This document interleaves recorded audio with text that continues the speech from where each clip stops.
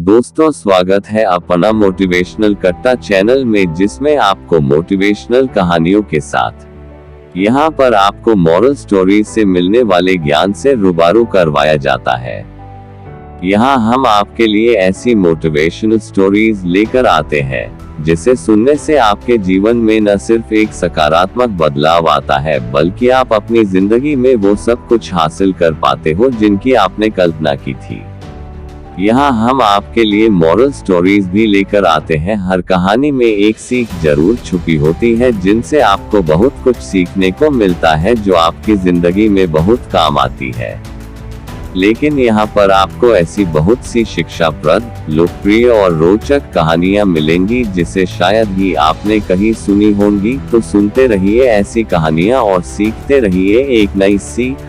साथ में ऐसी शिक्षाप्रद कहानियां अपने दोस्तों को भी शेयर करते रहिए। एक दिन महात्मा व्यास जी ने अपने शिष्यों से कहा, बच्चों, अब आपकी शिक्षा पूर्ण हो गई है।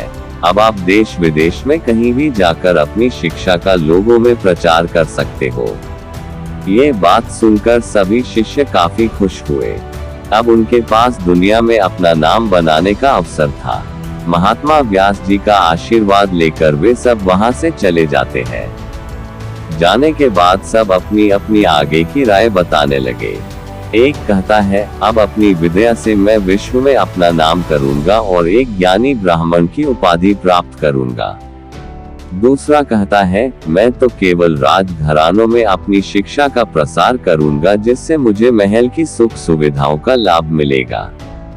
तीसरा कहता है, मैं भी अपनी शिक्षा से ऐसा ही कुछ करने के लिए उत्सुक हूँ। चौथा ब्राह्मण अभी शिक्षा में परिपूर्ण नहीं था। उसने तीनों से प्रार्थना की कि आप तीनों मुझे भी अपने साथ रख लेना। आप तीनों के साथ रहकर मैं अपनी शिक्षा को और बढ़ाना चाहता हूँ। लेकिन तीनों अहंकारी ब्राह्मणों ने उसे अपने साथ रखने से साफ इनकार कर दिया और कहने लगे, तुम हमारे साथ रहोगे तो हमारा अपमान होगा, तुम्हें अभी कुछ नहीं आता। तब चौथे ब्राह्मण ने हाथ जोड़कर उनसे कहा, आप मुझे अपने साथ मत रखो, किंतु एक नौकर के रूप में तो रख सकते हो। नौकर के नाम से वे खुश हो गए और उसे अपने साथ रखने को तैयार हो जाते हैं। चलते चलते वे एक जंगल में पहुंचे, जहां उन्होंने देखा एक मृत जानवर की हड्डियां रास्ते में पड़ी थी। एक ब्राह्मण ने अपनी विद्या से जानवर की सारी हड्डियां जोड़ दी। दूसरे ने अपनी विद्या दिखाते हुए हड्डियों में मांस और चमड़ी लगा दी। तीसरा अहंकारी भाव से बोला, भला ये भी कोई विद्या है? अब मैं तुम्हें दिखाता हूँ इसमें जान कैसे भरते हैं। उसकी बात सुनकर चौथे ब्राह्मण कहता है, कृपया ऐसा न करे, न जाने ये किस जानवर का ढांचा है और इसका क्या परिणाम निकले। तीनों ब्राह्मणों को उसके इस कथन पर बड़ा गुस्सा आया और उन्होंने कहा, एक नौकर को ज्ञानियों के बीच में बोलने की आज्ञा नहीं है। जैसे ही वह ब्राह्मण जानवर में जान फूंकने के लिए मंत्र पढ़ता है, चौथा ब्राह्मण भागकर पेड़ पर चढ़ जाता है। जब उन्होंने जानवर में जान फूंक दी तो उन्होंने देखा वह एक घातक शेर था, जो काफी गुस्से में था।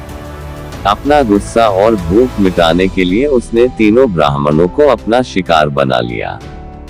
चौथा ब्राह्मण ये सब पेड़ पर चढ़कर देख रहा था। सब कुछ शांत हो जाने के बाद वह पेड़ से उतरा और रोते रोते कहने लगा, केवल बौद्धिक ज्ञान होने से कुछ नहीं होता, वास्तविक बुद्धि भी होनी चाहिए। शिक्षा इंसान की वास्तविक बुद्धि ही उसे आगे ले जाती है, अन्यथा किताबी ज्ञान तो कोई भी प्राप्त कर सकता है।